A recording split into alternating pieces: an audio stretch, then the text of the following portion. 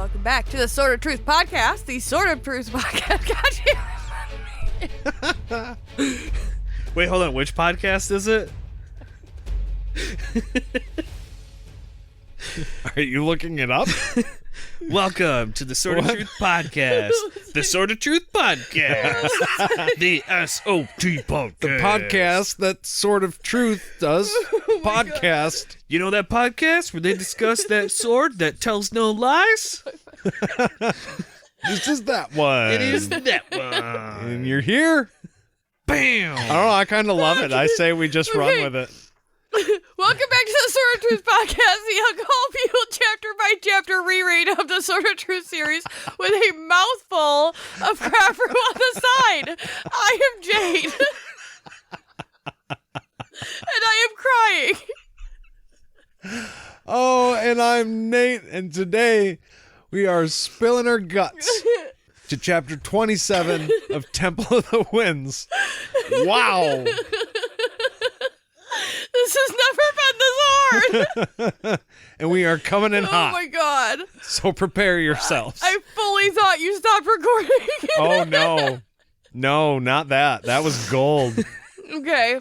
That must see the light of day. Well, we're here now. Yeah, fuck it. Oh, Aaron's here too. Aaron is here too. I am here. Oh, and it is not our normal recording time. It is early. Well, not as early as it could be because we've been up for a little while now talking and Well, we had breakfast. eating and, coffeeing. Aaron brought us breakfast. Uh-huh. Yeah. I made a, the only way I can think of to describe it is a quiche casserole. Oh, it was so good. It was delicious. Yeah. Set the morning just right. It was good. We had some coffee. It was a good morning. Yeah. And now we're here and we are ready to record, Yeah. as you can all tell. We are all hopped up on caffeine and ready to go. You know, that's probably it. Normally, like, it's down from the day and then caffeine to get back up to normal. Yeah. Yeah. We started, like, double dose of caffeine without the down to begin with. We just hit the gas, man. Yeah. Hey, all gas, no brakes. Yeah. All gas, no brakes. All right. Well, shall we get into it? Yeah, man. We're doing it apparently. Let's go. This chapter opens with Richard walking down the street with a bunch of soldiers. People are waving at him and cheering for him, giving the devotion and hailing him as a great wizard for helping to stop the disease before it spread. Disease. You were pooping. He gets tired of explaining over and over that what he did wasn't really magic, right? It was just like common knowledge. Anybody could have known this. He just happened to.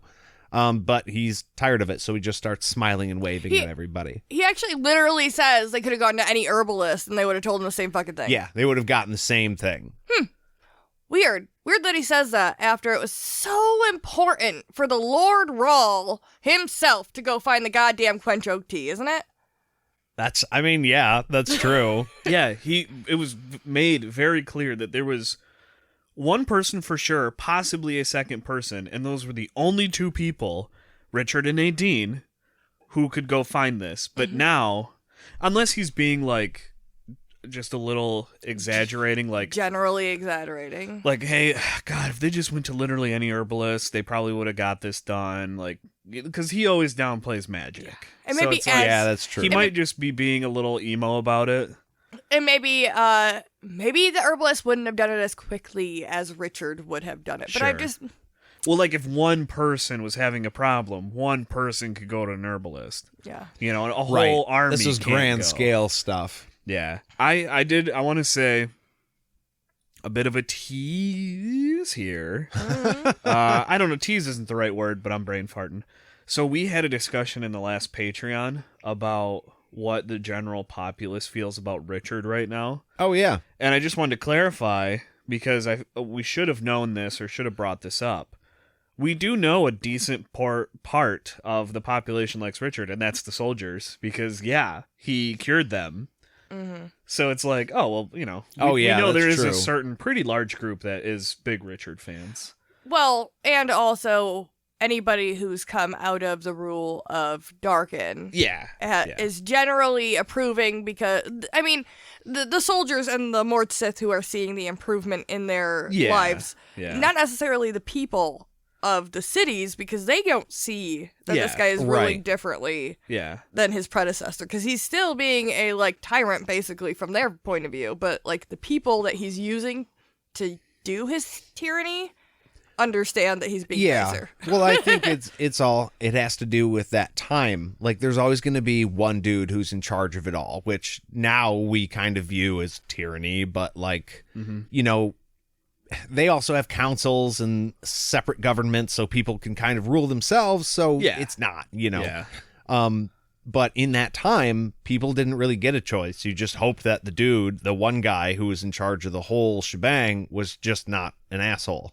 Yeah. You know, so, yeah, I think people lower than these people, you know, like your average Joes, they don't really see much of them, but maybe the public executions and the people disappearing have stopped. And so they're like, okay, in general, he's not doing anything bad directly to affect me. Yeah. I can light a fire in my home now. Yeah.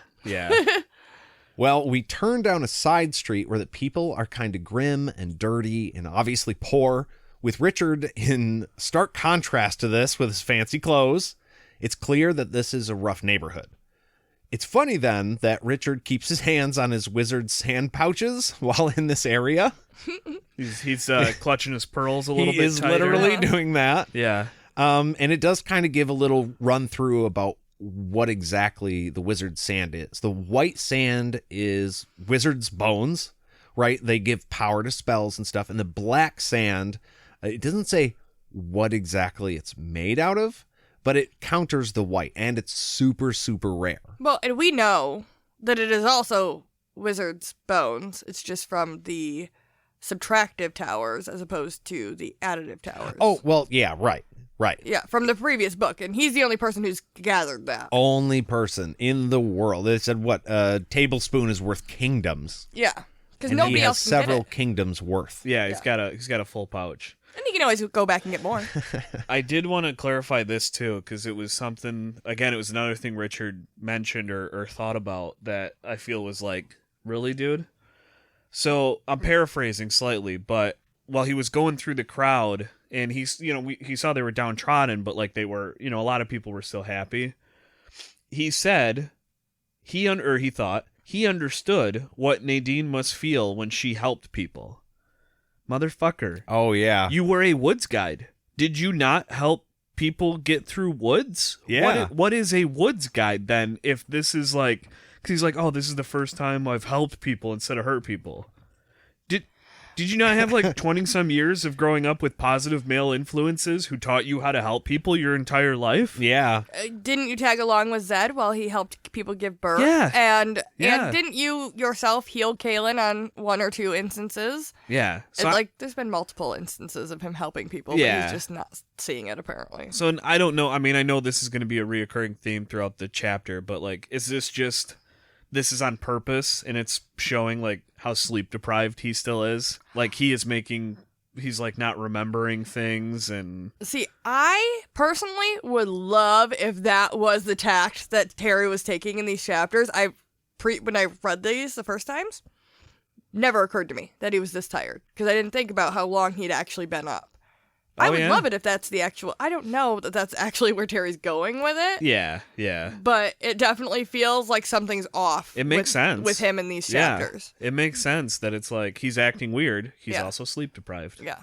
Yeah, and I mean, he is feeling off. It does say that even the sight of children laughing and playing in the street, it's not making him smile. It's bringing him no joy to see people enjoying themselves. He is in a bad fucking mood as he comes to the door of the Latherton rooming house. I mean, I think I would be in a weird mood. Like, if he was in a good mood going to go see the murder scene, it would be a little weird, I think. Yeah, you got to have a lot of things going through your head. Also, Latherton rooming house? Yeah. Guy, get someone to help you with marketing. Hey, I think it's great. It's Usually the guy's like- name. But I mean, rooming house? Usually it's like boarding house, I've heard have a double meaning. Yeah. You know, like, come on. Maybe this isn't an effort to not be labeled as one of those establishments. He's using his last name as the It's lather. Latherton. We know. Okay. There's some lather happening in some nether regions. Well, inside is Silas Latherton, who doesn't get up. He just says, "We're closed." Silas looks rough. His eyes are red, he's got a bottle in front of him, and his hair and his clothes are all fucked up. But then he gets a look at Richard, and he guesses correctly from the entourage and the fact that he looks just like the guy who always saying his brother is the Lord Rawl, that he's the fucking Lord Rawl. Like you, I love that he had to say that they needed all these context clues. Like you wouldn't know when this man walks in the room who the fuck he is. Yeah. Well, to be fair, Richard does say, "Hey, I'm Richard Rawl." Yeah, and he just established how fancy he looked too. Yeah. Because it was a stark contrast to the people. So it's like, yeah, I don't think we needed all those context clues. I feel like one should have sufficed. Yeah, I feel like also Aidendrill might be a big city, but I feel like everyone in the city that he lives in probably knows who the big dude in the house up there is who's taken over. Like everyone maybe don't know exactly what his face looks like, but when you see him in his outfit, you know that's the dude. Oh yeah, 100%. Well, once he realizes who Richard is, he hops to and he takes them to the room where Rosa was moited. Dun, dun, dun. Now, there's not much in the room. There's a bed, a chest, a wash bin, and a giant bloodstain.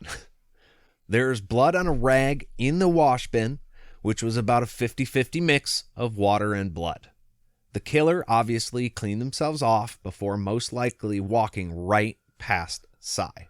Which is crazy that they would be able to clean themselves off that much. Also, I don't think he walked past Sai. It's not saying that he did for sure, but what I think the chapter said was Sai was out there because he stays there to protect the girls. I'll come back to this because I know it's a note, but he didn't walk past Sai. I think we know it. There is a very specific.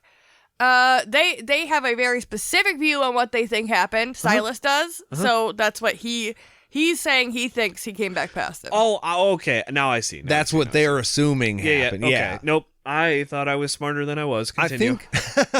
I think that's why Sai looks so fucked up when they come in and get a first look at him because he's like, I can't believe he had to have walked right past me. How the fuck did I miss him? Yep. I don't think you're not being smart. I think you are. I just think that we aren't fully to where your revelation has come. Yeah. No, I just realized my revelation is wrong. Oh. My revelation is wrong. So. Well. Because, so we can continue. I also just want to point out that, again, this is like old school medieval building type stuff, and there's a giant-ass bloodstain on the floor where we're assuming is upstairs. It's usually upstairs. If it's downstairs, this isn't really a point.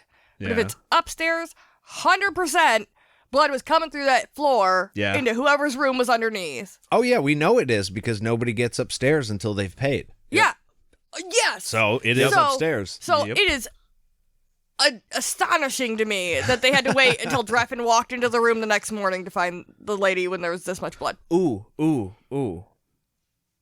We know it was the last customer of the night. The room below was probably empty because the girls don't sleep in the rooms they work in. But they all work upstairs. So do we know they all work upstairs? Oh, yeah, because they got to go past. Yeah, so we're assuming they sleep down? Or Silas sleeps downstairs. Which Silas would have been out in the bar. That's what I would see. He wouldn't have seen it until it was too late. Someone goes, I'm just saying, you go to bed at some point, you walk through your house, you shut off all the lights. Yeah. You don't notice the blood dripping through the floor? I don't know. We can continue. That's all. Yeah, I think there's some. I think we're doing decent detective work right now. Yeah. But that's with hindsight. So. Well, Richard is also in detective mode. He cannot believe that no one heard anything when, and here we find out what happened to Rosa, when a woman's breasts were cut off. Like, off. And then she was stabbed hundreds of times. That is totally fucked to me. Like, even some of the worst serial killers that just, they're knife killers, we're talking about 50, 60. That is horrendous. Hundreds of times is something altogether different. Yeah, I also, this is kind of morbid, but I wonder, they don't mention if everything was there. It's just specifically that the breasts, they know somehow the breasts were cut off. Were cut off. Yeah. And I So- just, my knowledge of serial killers, Yeah. there's lots of trophies. The curiosity in me wants to be like, were the boobs still there? I'll say there's only two ways they know the breasts were cut off. It's because either the breasts were there or the body was there without the breasts. Right. Either there or attached. We Yeah. know at least one of those two scenarios occurred. A little teaser for our patrons. Oh. I have been doing some side research. Everything we find out about these murders, I have been cross-checking with real life. And I found a guy that this really reminds me of, and I've never heard of him before. So I'm going to be bringing that up on our Patreon episode, which will come out on Thursday, because, holy shit, very similar and scary as fuck. Okay. Interessante. Well, like we were just talking about, Silas can't believe that, he wasn't told if there was a problem customer, because the girls always came to him because he had never been shy about protecting them. He just can't believe this happened under his roof, basically. You actually skipped the part of that note that says that Richard was adding that she would have kicked if she, or like he would have kicked if his hands were bound. Oh, and he was right, being yeah. attacked like that. How no one heard the kicking. Yeah, which is interesting because that just means that either paralyzation isn't like a thing that people think about, or the stab wound in her back wasn't very obvious. Like, they don't know this woman was paralyzed. I know that she's dead, so yeah. you can't tell that she's paralyzed, but I mean, I guess I would have thought that an injury like that would be fairly obvious, that like she got stabbed in her fucking spine. But that's probably what the other hundreds of cuts were to hide. That could be. Like, Oh, it yeah, coulda- that's coulda did true. a second cut over that cut So they don't specifically. realize the one was there for Yeah. a specific purpose. Yeah, I doubt they're doing real thorough autopsies. So Fuck. No, I agree. That's Yeah, that's yeah. just interesting to me too. Well, Richard asks to talk to the other girls, but Silas tells him that they all left him after the murder. All except Bridget. And I have no idea why, but ICP has a song that I believe is called I Want My Shit, where he is a like undead clown that can't die until he gets what he wants, which is basically a rusty axe, a Fago, and a woman named Bridget.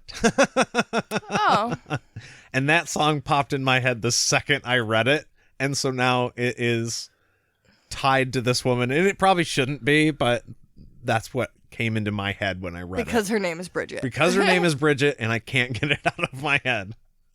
There's a little riff, so every time I'm like, Bridget, da-da. I'm surprised when you saw the word Bridget, you didn't think of Kaylin Bridget Regan. because of Bridget Regan. No, I didn't Oh. associate this with her. Huh. I don't know why. It's Well, weird. when I let her know that you don't think of her, I doubt she'll do another cameo for me. I think very highly of her. Yeah, Well, Bridget is a woman with rumpled. Yeah. We had the cameo. I she, know. She said hello to us, and then she, added what she was up to and the cause that she was fighting for, which was, essentially getting kids out of cages. And I think that's very admirable of her. So, yeah, no, I think highly of her. Okay. I wanted to defend. I've thought about this. I came prepared, damn it. This Bridget is a woman with rumpled red hair and haunted eyes that tells Richard she knows exactly who the killer is. It's Fat Harry. Or Harry Porker. You like that, Aaron? I can't. It turns out it's only Nate and Jade that are batch recording. I'm going home. Well, none of the girls would see him anymore since when he got drunk, he got mean. They shouldn't have to put up with that. Not with plenty of army guys to... sorry, General. She kind of catches herself. But Silas figured he looked sober enough, so he sent him up to Rose, who was new and essentially didn't know the danger she was in. Now, he says, look, it wasn't like that. I really thought he seemed sober enough that he wasn't going to do anything bad. And as we saw, she was fine. Yeah. It was gross, for sure, but Yeah. it was short and pretty much painless. Yeah, Fat Harry, he was correct. Silas was correct. Yeah, he Yeah. didn't Fat do the Harry bad wasn't thing the that problem. night. Yeah. But No, he he has didn't that do anything wrong. reputation, so now Yeah. he's being looked at. But also, I do want to say, yeah, okay, you thought it was fine, Silas. Still kind of shitty to not be like, listen, every other girl in this brothel has refused to take this man. Just so you know, if anything goes wrong, fucking yell. Like, Yeah. he didn't give her any warning of the sort. He was just like, she said it was fine because she wanted some money. So I said, okay, take him. And I crossed my fingers. Right. I mean, I get, they're obviously a bar because they said, he was getting drunk. But, like, wouldn't it have been better just to, like, not let Fat Harry into your establishment by then? Yeah, Like, I think so. come on. If you already have the reputation, I'm sorry, go somewhere else. I'm sure he's not making the big dough on the beer. I'm sure it's the money for the girls where, his main percentage of income is. So, like, would not letting Fat Harry come in at all, would that really hurt into, like, his profits that much? Like, No. just don't let him in at all. Now, when he has the army there. But I think Especially, yeah. that's what he's saying. Like, all the other girls refused. He wasn't going to force them. So Yeah. he was ready to say, I don't have anybody for you to fuck. Yeah. But Rose was there, so he offered her up, basically on a platter, to be like, True, here's yeah. one girl that you can fuck, just because, I'm sorry, but when you're in that business, any little bit of money is, like, that's the whole thing. You don't care about the Yeah. people. So, you Fair do, point. but you do. But Fair so point, good point. he's like, fuck, I'll take the money if I can. Well, and ultimately, we weren't there for the conversation that Silas had with Fat Harry. Yeah. So we really don't know if he grilled him for 20 minutes before letting him in and told him, like, look, dude, if any fucking thing goes wrong, Yeah. True. True. We're assuming the worst. I mean, he Right. could have done Yeah. at least what he thought was reasonable. Because he does seem Fair. to take care of his girls. Yeah, that's fair. Good well, point. when Richard asks where he is, Silas tells him that he's where he belongs. He is dead, and nobody knows who slit his fat fucking throat. Fucking weird. Nobody knows who did it. It's really weird. And very specifically, slit his fat throat. They don't just say he's dead. They know how. They he knew died. how it was done, Yeah. too. Dude. So here's the thing. I was like, wait. Did he actually kill him, or does he just know about this? Because Richard glances the curved blade at his belt and is just like, I think 1 and 1 equals 2 here. Yeah. No, Yeah, he's dead. Nobody knows what happened, wink. Yeah. You know? I think totally. And I think me and you talked about this a little bit. I think maybe if Silas was, like, questioned directly, he may not lie. But Richard doesn't ask here Richard either. doesn't ask, and I think Silas is well aware that he's not going to ask. I have it figured out. I know what fucking happened, and the right thing happened, and we both know the right thing happened. So. Ask no questions, tell no lies. And Richard here figures that the result would have been the same, but the process could have been better. Yeah. It's a callback to our Patreon episode. Yeah. Yeah. if you kill a killer, are you really innocent? Because you have now committed murder.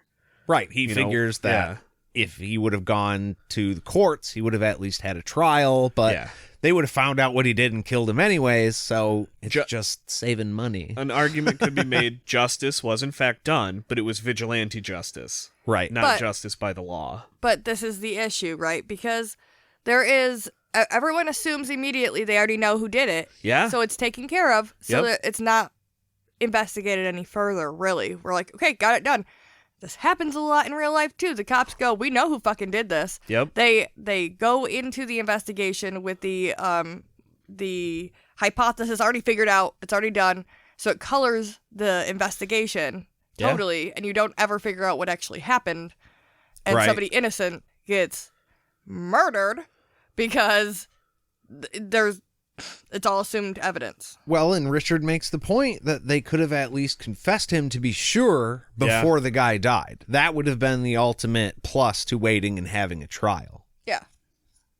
And now they don't get to do that, so they can't be 100% sure. But he's all like, it's cool, because then Kaylin doesn't have to hear about this super terrible murder, even though she's heard about lots of super terrible murders. Yeah. Hey, I don't want Kaylin to do Her job anymore. Yeah. Well, Bridget says this is why she stayed with Silas. He gets it done. Plus, he never makes them see a guy they don't want to. And we see that, you know. Fat Harry came in, and he knew all the other girls didn't want to see him, and so he offered up Rose, the one who hadn't said no. He asks if she saw Drefan as well, hoping that maybe Drefan had just picked one lucky girl, but she's like, no, all the girls have seen Drefan. Well, you know, all except Rosa, because Ouch. Because of the murder. Ouch. Yeah. Too soon? Too real. When he asks if Drefan had a favorite, she asks him why a healer would have a favorite. That doesn't fucking make sense.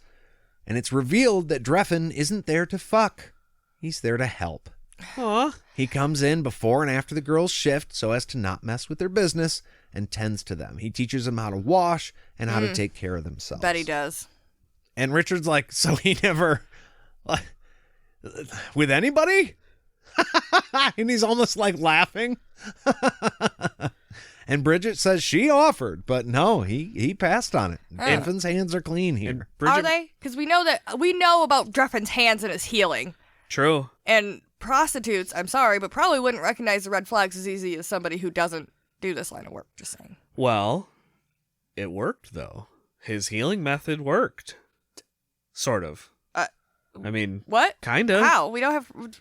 What proof? Well, we're saying that With Kara. she got better, and he was like, no, they're like he gave a reason to why he was doing it, even though it sounds weird to us, but we're not healers, so I mean, know. He did do the thing on the table with the lines and showed them how they moved around, so he kind of proved that he was doing something at that point. yeah. I agree. I'm just saying, it was kind of a joke about the way he heals, and now he's healing them and teaching them how to wash. It doesn't, okay. Right. Also, I just wanted, I had a point. Oh, I'm sorry. It was there. Driving with his hands not being clean. Will you put that last note back up there? I absolutely can. Boom. Oh, it was just the fact that it took Richard so long to get to the answer that he wasn't there fucking.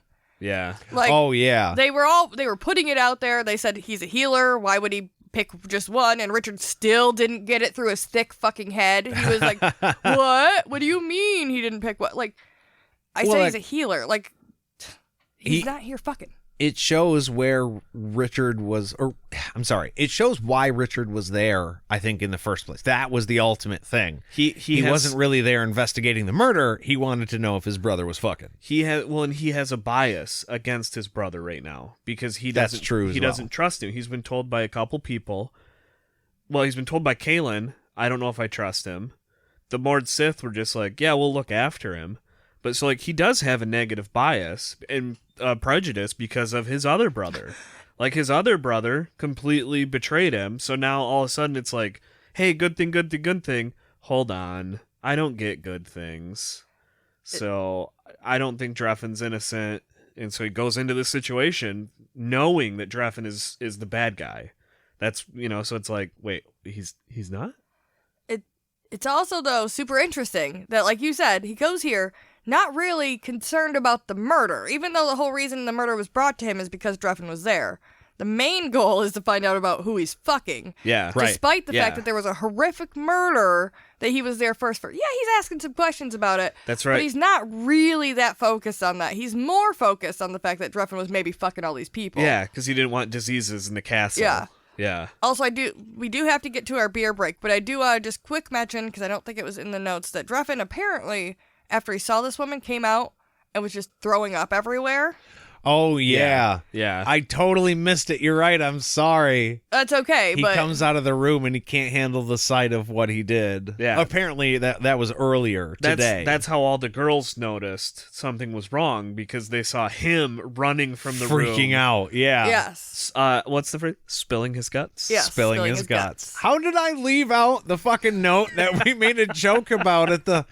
Oh, man. I don't know. You know what? It's all right. Mornings. It's not like this is your, 200th plus episode or anything. Yeah. At least I'm not semi-experienced. Well, that's why you got me as your co-host, right? That's right, baby. But speaking of, it is late enough now to where I think we are going to take a beer break. Fantastic. Bum-ba-da-ba. And today, we are drinking peaches and cream. No, it's literally just called peaches and cream. Mm. It's from Shorts Brew. Shorts, like them. Yeah, they make a lot of good stuff. It's a high gravity golden ale with peaches and milk sugar. Okay. Yeah, I find it weird that it's called peaches and cream, but then in the description they don't list cream; they say milk sugar. Yeah. Well, yeah, it's milk sugar Cream too, is and simpler. not like lactose, because a lot of the other creamy ones that we have like that lactose. I don't know what they call it. It's not milk sugar. It's Milk something sugar? It's something different. I don't know. Probably Whatever. like lactose, the ones that are just a bit thicker. Yeah. Anyways, keep going. How do we feel? I honestly like this a lot. Yeah, I That's, wasn't sure when I first took the sip, but then there's a very strong like peach flavor there. Yeah, very strong. See, here's where I'm having trouble because I don't like the fruit beers that kind of say, hey, this is watermelon, and then it tastes like you're sucking on the rind. Yeah. IPAs. You know what I mean? Yes, basically. Not all, though. The cherry IPA was delicious. Yes. It doesn't taste like that at all. I respectfully disagree, but continue. But I think this does have an element of that. I don't know if just peach is just that damn good because it doesn't bother me at all here. Yeah, I was worried that we were going to get some of that, like, yeah, fruit. It's fruity, but it wasn't going to be actually fruity. Maybe it has something to do with the high gravity. I don't know. But yeah, no, I'm all in for this one. What's the percentage on it? I specifically noted that they were not IPAs, so when I bought Well, them. so that was what I was just looking for. Oh, there is okay. no percentage on the can. Really? So I am I'm going to say probably about a 4.5 or a 5, somewhere in there. I think I'm going to be real surprised if this is above 5. But I was kind of hoping I could very subtly look it up online without like telling anyone I was doing that. My bad. But No, there is no percentage on this. That's really weird. holy shit. What? Okay, let's get our official guesses in. Jade, what do you said this was 4 4.5 or 5 at the That's- most. You guys both at that? I'm going to say, I don't know, because it's a little bit heavier than I thought it was going to be, I'm going to say 7. 8.3. Wow. Are you serious? 8.3. Well, so much for starting off light, huh? Yeah. It's a good I thing. would never Well, what do you think? have guessed that. Thumbs Yeah. up, thumbs down? Oh, I really like it. Especially for an 8. Yeah, I'm really impressed. It does the first, like you guys said, the first sip was very strong. Oh, yeah. It was. I was gonna echo that, but I was reading the can, so I forgot to say echo. But it is 100%. Like I was like, oh, I don't know if I like this first sip. Yeah. Second sip, 100%. All Loved in. it. Yeah. Yep. Yeah, full go. Again, all gas, no brakes. All right, so Peaches and Cream from Wow. Shorts Brew. If you guys can find it, go pick it up. You will not regret it. All right, we are going to take a little break, and we will be back right after this.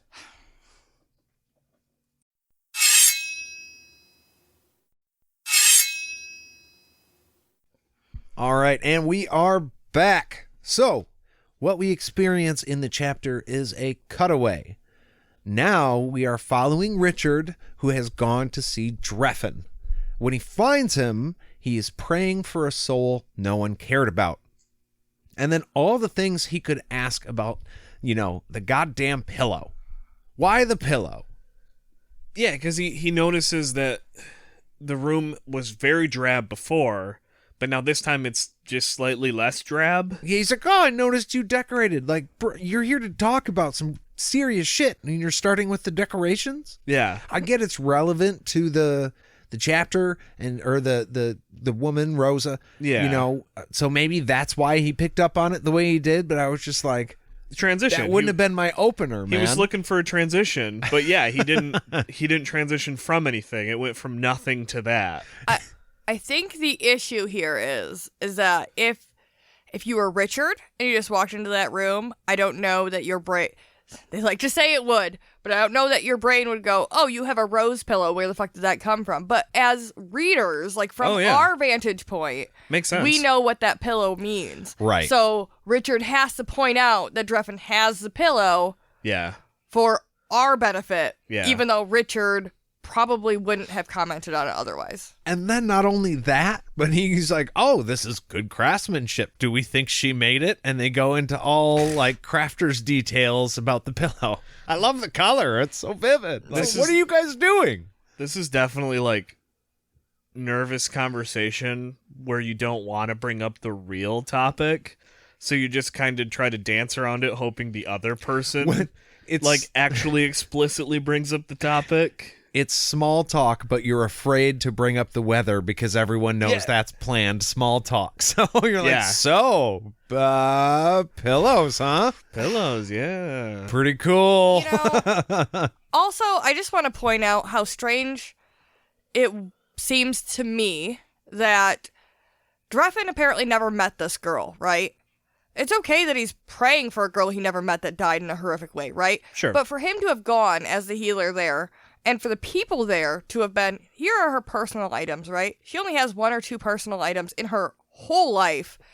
I'm going to give this to this man who has never met her as a sentimental token of her life. Well, and for her to be like, him to be like, yeah, she has a dad. Yeah. Who would probably want her pillow back. Yeah. Why does Drefan get her pillow? 100% I agree with you.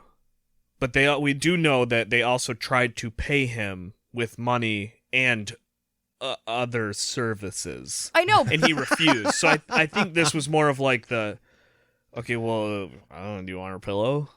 Yeah, but how fucking weird is it's that? Weird. Of everything, it's weird. Not only for that to be offered, but also for him to be like, of all the things I want in this entire place, I want the pillow of the dead girl I never met. Yeah, that's weird. It's weird. Okay. Maybe it's a clue. Well, Richard asks why he's going to a place like that at all when there's more, worthy people to be tended to, like the army.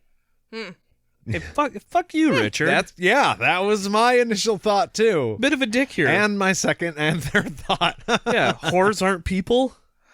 Exactly. Yeah, this is where me and Nate had to take a pause in the chapter and go, Richard's the protagonist, but he really does hold a lot of this is why we critique these books so much now, because he is the protagonist, but he does genuinely hold a lot of what are they called? Like personal values that we don't necessarily agree with. Right. So it's hard sometimes to connect with him when he's like why would you care about the whores?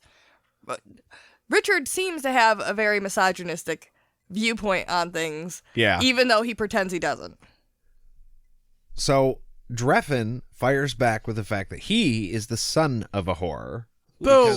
Because they are people. Talking shit about my mom. And instantly Richard does go, oh shit, yeah, that was dumb of me. Drefan goes on to say, look, they're outcasts. They're diseased with who the fuck knows what. They suffer sad, lingering deaths for money or liquor. And wow, that kind of speaks to anybody, really. Nate related a lot to that. I did. When he said that, I was like, feel how you will about Drefan, but shit, he's got a point there, except it kind of applies to all of us. So, yeah. But he takes care of them because they're people too. And, his mom wasn't there for him. So in a way, this is how he can take care of his mother. I couldn't take care of my mom, but I can take care of people Right. like my mom. Yeah. Yeah. Like it's his purpose. It fulfills him. Yeah. And, you know, people are people and they deserve, like, things like healthcare, even if they Yeah. don't, you know, work for the army or the government or, you know, make a large paycheck. You should Gosh, still be it's- able to have some type of healthcare when you need it, right? Seems like that would be a universal kind of necessity. Seems like some Drefan seems to kind. feel that way, at least. No comment. Anyway, Richard attempts to bond with Drefan over their bastard father, but Drefan, not to be outdone, says, well, at least your mom loved you. I had it worse than you, Richard. I'm the bigger victim. Shut up. Richard says that he thinks Drefan's mom must have loved him very, very much to save his life. You know, she put him up somewhere where she thought he would be safe and to keep him alive, and tells them that sometimes people have to do desperate things for the people they love. You know, his grandpa has great admiration for people that do acts of desperation. It shows character. You know, what are you willing to do when it comes down to it? I do want to ask you. Now, we've dealt with a little bit of the adoption type shit on this show. Mm-hmm. When Drefan speaks about his mom giving him up and not feeling like she cared about him, does that strike a chord with you, or does it not connect as much because of, I don't know, he doesn't seem as emotionally, I don't know, it doesn't come across as, I don't know, it doesn't stir the heartstrings the way it does for me when we talked about it before. Yeah, I mean, here's the thing. I can get the disconnect between yourself and a mom. Like we had talked about, you know, I'm not trying to say here that my needs weren't met as a child, because they absolutely were, but like I totally get not connecting with mother figures in a way, and kind of authority in general sometimes. But Well, and wondering why, like, not feeling like she cared about you, and that's why she gave you away. And we'd talked about this in our depression episode too. Yeah, 100%. You know, there's definitely, it sounds cliche when you say it, but like abandonment issues. Yeah. You know, you have a hard time accepting people and letting them in, and, you know, and feeling certain ways about them, feeling strongly about people in general. Yeah. I have a hard time achieving that. But once I do, like, it's in there. I feel like it's locked in. Go ahead. Oh, I was saying, it's very much the thing where it's like you can't understand the other side until you're either on it or you just have more time or the hindsight to look back. Because that's Richard's point, is what greater show of love that could your mom have for you than exchanging that opportunity for your mom's love for your safety? Yeah, than Like, giving you up. Hey, Drefan, you would have died as a child if your mom wouldn't have gave you up. So your mom gave up her love to show how much she Her life, loved, essentially. or her life, Yeah. to show how much she loved you. But yeah, when you're the one who, you know, for lack of perspective that I am doing on purpose here, abandoned. The Right. person who was abandoned doesn't see that until much later. Right. Because it's not wrong to say they were abandoned. Yeah. They were. It's just what's the reasoning behind it. And I think ultimately what it comes down to is that that's a case-by-case basis. 100%. So on a lot of it, I can't really get where he's coming from, but on a bunch of it, I can. And so I think things like this in general, I really connect with, because I get feeling like there's something wrong with you almost. Yeah, You why? know what I mean? Yeah. When there's not, I want to add. Yeah. And the final point I want to make about this is that usually when a character has shows this vulnerability, or this, you know, this is where I came from, this is what my childhood shaped me because of that, I feel bad. Drefan, his demeanor and his wall, like, he has a wall up, he's very strange, and like I don't know. Yeah, it's not vulnerable. He's not vulnerable about it at all. Yeah, and it doesn't make me feel bad for him as a character, where normally I feel like I would when somebody would share something like that. When he's like, yeah, my mom gave me up, blah, blah, blah, blah, I'm like, I don't know. I don't feel connected to that character emotionally where I would normally if somebody shared that. I feel like. Yeah. Ultimately, I think how it ties in will be a conversation we have possibly on our upcoming Patreon episode as well. Oh, what a tease. I know. But like, here's what it comes down to.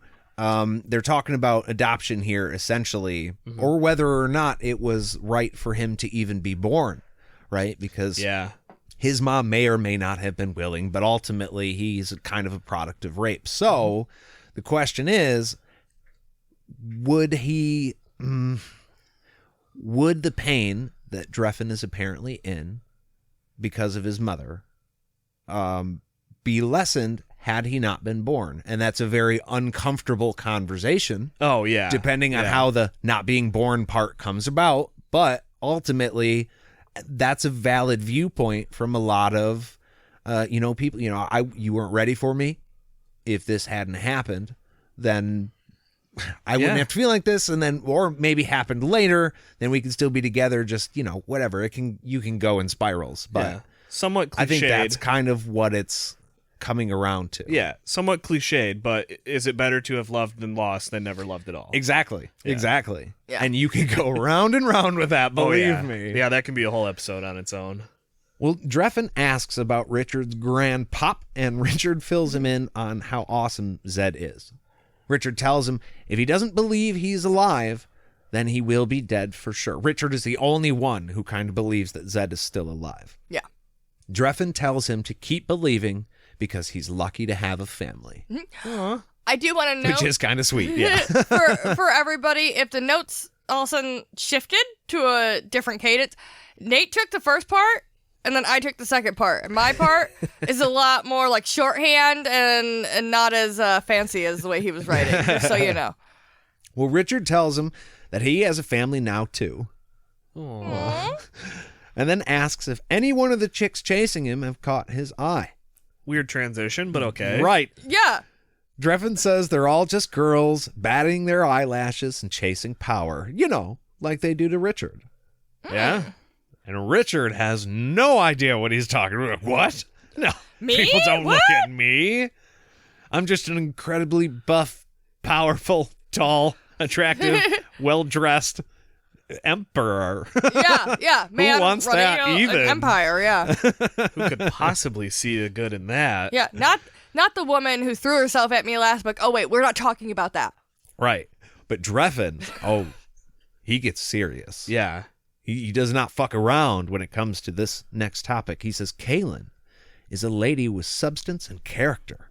Women like her only come once in a lifetime, hopefully more, you know what I'm saying? Only if the spirits smile on you.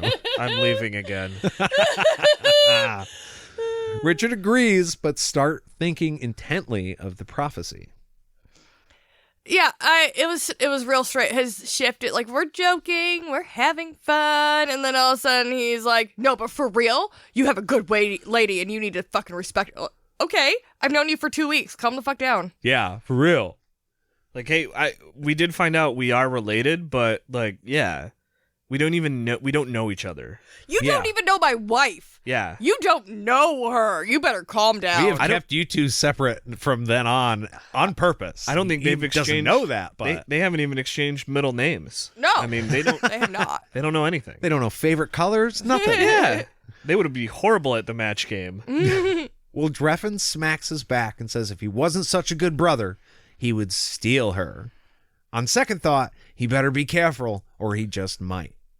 Richard smiles with him and says, oh, be careful. Totally fine with the joke. It was so weird. Like, that is so weird to me. With all the red flags that we've had so far. After everything that's happened in the book. Yeah.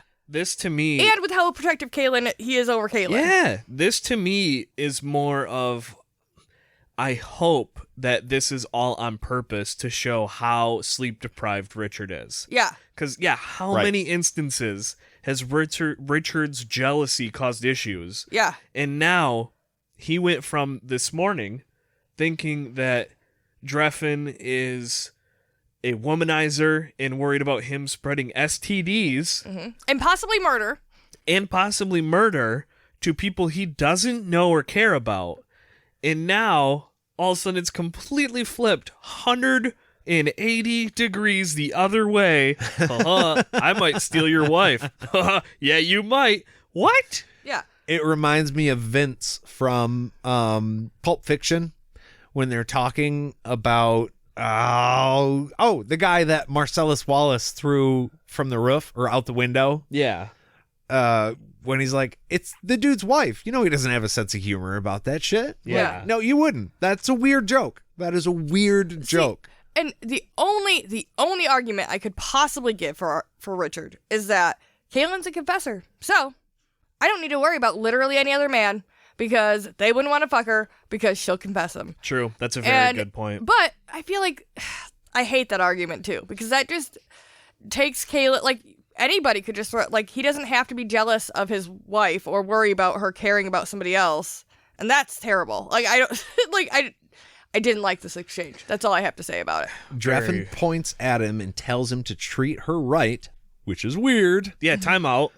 Or no, finish that sentence. Richard wouldn't know how to do anything else. Hey, says. time out. Richard doesn't know how to not treat her right. Yeah. So lying and not listening to your partner is treating them right. Got it. Yeah. Got it. Right. Check Got it. and mate. I Not guess. to mention all the other women that Richard has been with since he's been committed to Kaylin. Whatever. Yeah. Whatever. Got it. Okay. Okay. But Richard might finally be getting uncomfortable with this because he changes the conversation, asking why Drefan is still in the shitty little room. And apparently, what he's in now are king's quarters compared to his old room. You know, he's used to living simply. And, quote here, it isn't what kind of house you have that matters. That is not happiness. It's what kind of mind you have and how you care for your fellow man. What you can do to help others who can be helped by no one else. Which I don't like Drefan, but I did like that he said that. Yeah. I mean, I think that's very, what am I trying to say? Poignant. Yeah. I do want to say I don't like that you're not using my nickname, Dref. I feel like Dref? it's way better. I like Dref as well. We'll go Dref. Okay. Yeah, I think obviously you guys have more hindsight to me, but like it's not that I dislike Drefan. Sorry, Dref. I just don't know how to feel about Dref right now. 'Cause it's like I can see the clear possible connections where like Dref's a healer, but then he gropes Kara, but then he helps other people, he helps Kaylin legitimately, but then it feels like it's purposefully set up to where he is a suspect in the murder, but then he threatens to steal Kaylin from his brother, which also, again, I don't think we clarified. Brother? Not even like two friends sitting around like, hey, you got a good one. Well, like, and also, you're lucky her and I didn't meet first. Yeah. No, brother! Yeah. And Richard is specifically sensitive to exactly that thing happening. Because his brother fucked his ex-girlfriend. Right. Holy shit, I didn't think about Yeah. that. Fuck. Yeah. God. But what I meant to get back to was, like, I'm starting to come more around on Dref. Like, I'm like, okay, Dref is a good guy who does things in a strange way for us, but, like, if that's what they do in his land, we would be the strange ones in his land. You know, so it's like we would be the odd people out by not checking if Kara's spasms are from an orgasm. Like, they would look at us and be like, really? How come you're not checking for that? That's strange. Are you Why sure wouldn't you do you're that? Yeah, are you sure you're a healer? I think that you are feeling exactly how you're supposed to feel about Dref right now. Okay. I mean, that makes sense. Like I said, I feel like that's on purpose. Yeah. It's purposely going back and forth. Okay. So, I don't know. Yeah. Like, I can be convinced. I think I can for sure be convinced more that Dref's a good guy than you guys. Okay. Yeah. Well, hearing Drefan say this makes Richard sweat under his fancy bands. He remembers being content in his old home, and it hadn't been nearly as nice as this little room. He was happy as a woods guide. Well, and it says he's accustomed to fancy living now. Yeah. Yeah. How? It's all old hat. How? As of 6 months. Not even 6 months, because he's Not been moving around. even. Yeah. He left his house, was traveling for almost an entire book, and then immediately was captured and became a slave. Oh, he was captured in the first book, too. Yeah, he was captured by the Mord Sith, tortured, freed, went back to traveling, or fought his dad, went back to traveling, was captured, tortured. He had a nice room there, though. All that happened, and now he's here and he's used to it. And now all of a sudden he's like, oh yeah, this is me now. I mean, to me it was like, you are not accustomed to this already.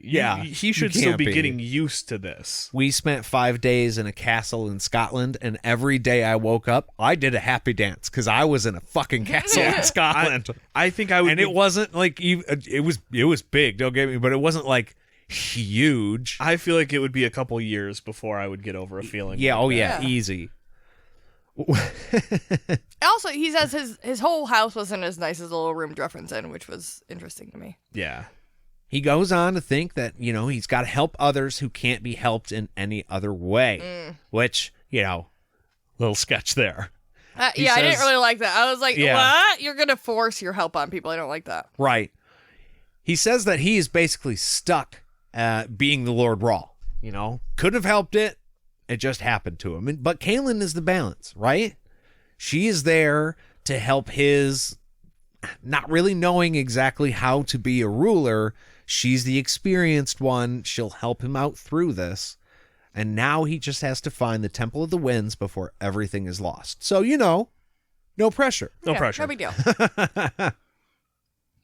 Richard asks if Dref knows the meaning of Rog Moss. By the way, I'm saying Rog Moss because the way it's said on Audible is really, really rough, and I definitely like the YouTube version better. Agreed. Now, he says he does, but he doesn't know High Daharan. Richard thinks he has done well by becoming the leader of the healers, and Dref says that being leader is mainly just, being someone for people to point at when shit goes wrong. So that's always fun. Yeah. And, do paperwork and deliver bad news. Yeah, which is, accurate. I have heard doctors say this before. Yeah, he's not wrong. He's admitting a lot. Like, there's more to being a leader than that, but what he's saying is also accurate. Yeah. I think he's trying to connect with Richard about the fact that, being the leader isn't always as glamorous as people see being the leader. Yeah, there is a job to do at the same time, and that job can be very, very demanding and difficult. Now, I'm just thinking, free thinking here, and it's almost like great power comes with great responsibility. Oh, yes. Oh, yes. A la Spider-Man. A la Spider-Man.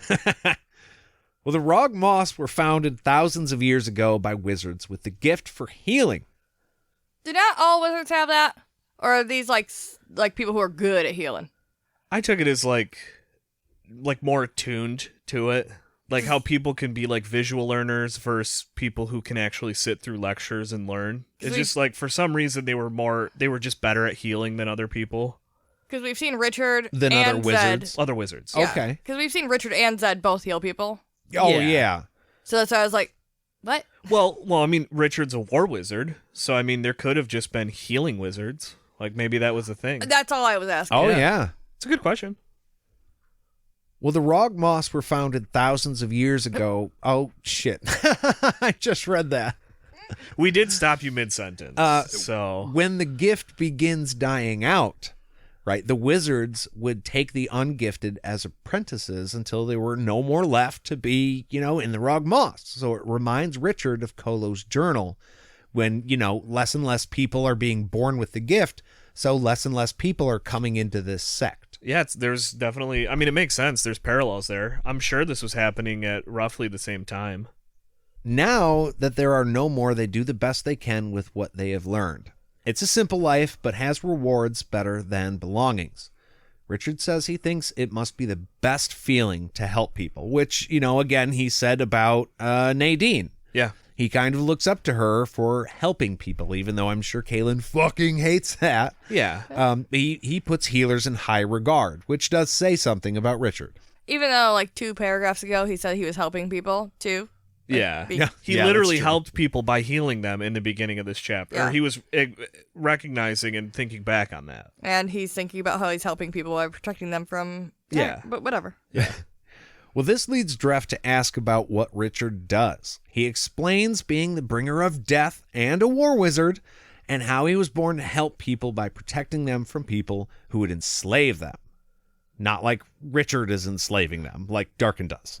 Yeah, he for sure Yeah. did not establish that if you are not with us, you're against us, and if you're against us, we will conquer you. He for sure didn't establish. No, right? No, exactly. That's why I had to put that. Because I was like, you're kind of doing the same thing, but that's okay. Well, then our conversation takes a dark turn. Dref says he understands that sometimes the best use of your ability is to kill. Oh? Like to end a life of pain or end the life of one who would bring endless pain to others. Richard didn't understand that before, but he's coming around to the idea now. Except abortion. That's always bad. According to him. That's where I was like, end the life of someone who will be in pain for the rest of their lives. So, who's someone who's going to have a really bad rest of their lives? Kind of speaks to the need for that, possibly in some, but no, only if they're like dying of pain and they're like an adult. Is that okay? Right. Okay. It's very telling. If you understand what it is we're referencing, then you do. We're not going to get into that right now, but beer's good. Yeah. Well, most people don't get it, other than other healers. Sometimes killing is the greatest charity, but Dref is careful who he talks to about it. He is so happy that his brother understands, getting real Dexter and Brian vibes bonding over murdering. Yeah. Like, hey, sometimes you got to kill people. You know what I mean? Yeah, you know what I mean. Again, we know what we mean. They don't think of that as murder. They think of that as healing. That's true. It's also just interesting to me that he's like, I don't talk to a lot of people about this, but I'll talk to you about it. So it's like, it's an unspoken secret that Drefan thinks killing could be a charity. Mm-hmm. But he's sharing this now with his brother. And so they both think that killing could be a charity. It's just, I don't know. So at any point, was Dref thinking of killing Kara? Don't know. Do we think that crossed through? Because, like you said, he's like, I can't figure out what's wrong with her. Yeah, he did almost get to his wit's end. So how close were we then? Yeah. Well, Raina sticks her head in the door and asks if Richard has a moment. God, what a mood killer. I know. She tells him Nadine is upset about something and won't speak to anyone but Richard. Ugh. I don't care. Like, We're dealing with some shit. Go the fuck away. also, it must not be that important. If it's not that important to where you'll be like, give him a message for, like, I will tell you to tell Richard this. Yeah, does the Sister of Vajil bond only work between Kara and Kaelin? Because that's the only Mord Sith who bring up the Sisters of the Vajil. Oh, yeah. None of the other Mord Sith do. It's only Kara to Kaelin and Kaelin to Kara. Yeah. Well, it must be very important because when she goes to open the door, Nadine just pushes her way in, pissing Raina off. Now, I'm sorry, but Raina is there as a guard. Mm-hmm. Even if it is a guest of the palace, I feel like if he is in there with his brother and he's got guards on the fucking doors because nobody is getting in or out without his say-so, then you don't just push your way through that. I feel like Raina has every right to turn around and, like, ultimately stick Nadine in the neck with her fucking Ajil once. Just to be like, hey, just so we're clear, no. No You are fast not that movements. important, you know. Yeah. I will open the door and allow you in. You don't get to move that quick around the lower raw. You better chill the fuck out. Yeah. Also, my whole comment about the Sister of Vajil thing is dumb. Because I was brain farting thinking that Nadine was a Mord Sith. I was like, why is Nadine like why is one Mord Sith pushing past the other when they know her responsibilities? That's why why I brought up- understand what you were saying. Oh, That's why I brought okay. up. I was like, yeah, fuck Nadine. Like, you know how important Raina's job is? No, she doesn't. Nadine's the dumbass. She has no idea. Like me. Here's the thing. It's early. Nadine might know, but she doesn't care. She thinks she's more important. I guess. yeah. Yeah, we'll change it. That was the message. It's just she thinks she's more important than everyone else there. Well, Nadine grabs Richard's hand and tells him that he has to come with her. Someone desperately needs to see him. He tries to get more info, and she just says, please. Now, Richard is apparently okay with that and just asks if Dref can tag along. Of course, Nadine says she was going to suggest he did in the first place, and Richard says, fine, let's go. If it's so important, to you, we'll just stop all the important shit that was happening here to just go see what Nadine needs. And then, okay, here's the kicker. Then on the way to go see whatever this is, Nadine holds onto Richard's hand and drags him behind her. Yeah, so many icky vibes. Immediately, when she grabbed my hand, I'd been like, okay, no, I'm coming with you. That's not happening. The whole chapter. The whole chapter just had ickiness. Yeah. All throughout. Every part of it was like, wait, why? No, wait, why? You know, no, wait, why? You know who else wants to desperately meet through the Lord Rawl? The representatives who are surrendering their lands and their people to him. Yeah. But no, whoever Nadine is this is more important. Yeah. Also, he gets no more info. She says somebody desperately needs to see you. We've had literally at least 2 people in this book already desperately need to see Richard, and it'd be a fucking problem. Yeah. Right. Marlin needed to see Richard desperately. Yeah.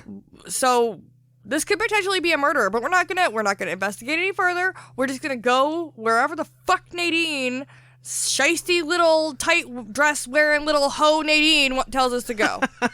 I think what Richard needs to be doing right now is take a fucking nap. Yep. Yeah. He's 100%. clearly not thinking straight. You do not have the energy to fight Nadine right now, then you definitely need to sleep. Nadine's gonna put you in her bedroom. She's gonna be like, "What? Who I needed you to see is my dildo. Me, you, and Drefan are having a threesome. That's what's going on." And he's just gonna be like, "Okay." You think? Yeah. I'm leaving again. I don't know that could. I've ever been that tired. I'm just saying, he needs to take a nap instead of following this little bitch. All right. Well, I think that does it for today. If you guys enjoyed this episode, you can let us know by writing in your journey books to podcastatt@gmail.com or finding us on any of our social medias at podcastatt. If you really enjoyed this episode and wanted to directly support this show, you can go to patreon.com/podcastatt and sign up for any tier there you like. You will get extra side quests and after shows, not to mention watch-alongs and access to the Discord. It's all good time over there, and we would love to see you. Thank you, Aaron, for joining us today. You're welcome. Jade's looking at me weird because I made a weird thing. Was that your way to have me I say was my running thing? out of breath, and I had to get it out quick, so that's why it sounded funny. But thank you all very, very much for listening. We'll see you real soon. Bye. Bye.